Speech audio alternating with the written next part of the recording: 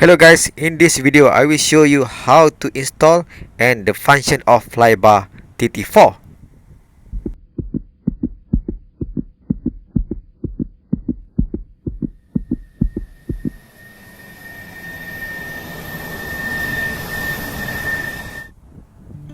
Welcome back guys. So what you need before install is Allen key, this small Allen key to open this head cover. This head cover is important to suit your equipment, either you are using Garmin, Polar, Cateye or any brand. You can see here in this bunch of the selection, just use whatever you want. I am using Cateye, so I will choose Cateye head.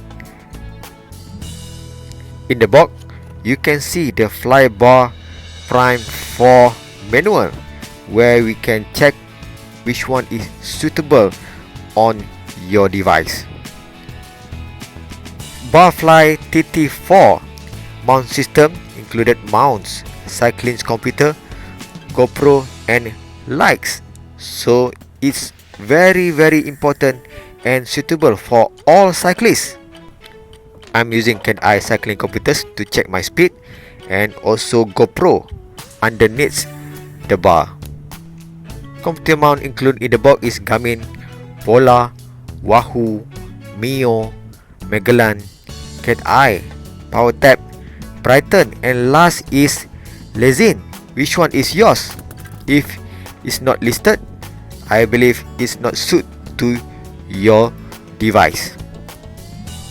For now, I'm arranging for the connection for my GoPro underneath the bar.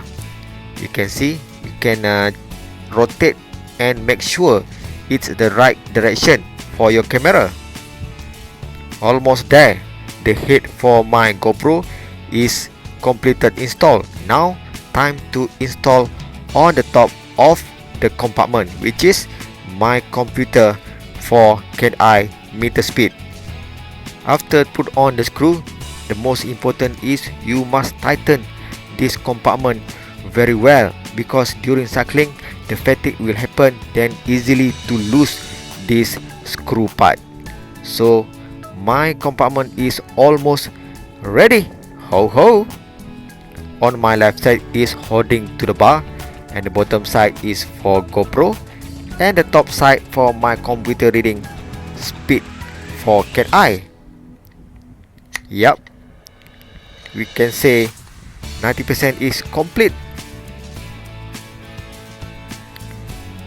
And again, you must tighten the screw for your camera, because my camera is a GoPro 7 and pretty heavy, so must make sure this screw is tight and no loose at all. Now at the final part, we can install to my bike.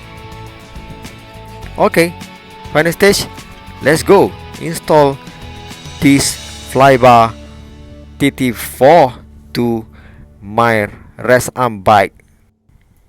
I am using specialized Shim Sport, and you can install either on the right side or left side, depend on your setting. I just make sure this cover we put on to protect any damage or better grip to the bar.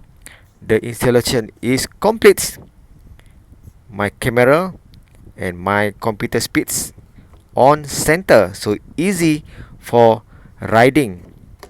You can see here, easy to plug off and plug in. Let's go right now.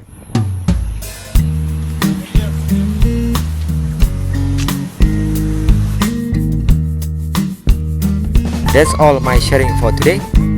I wish you are happy. Then please subscribe my channel for more video. Thank you for watching.